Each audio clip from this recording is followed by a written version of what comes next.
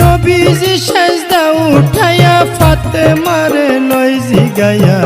শোনো শোনো মা জননী আমি কই তোমায়, ওরে শোনো আমার মা জননী একটা কথা তোমায় জিজ্ঞাসি, ঠিক ঠিক জবাব তুমি দিবা গো আমায়, তুমি ঠিক ঠিক জবাব দিবা, দুইটা হতে একটা নিবা, ছেলে চাও না উম্মত চাও কও তুমি আমায়, তুমি ছেলে চাও না উম্মত চাও, দুইটা হতে একটা নেও।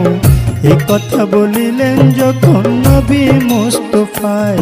ওরে এই কথা শুনে ফাতেমায় চোখের পানি ছাইরা দেয়, ফরিয়া জানাইলেন মাওলারি দরগায়, মাওলা গো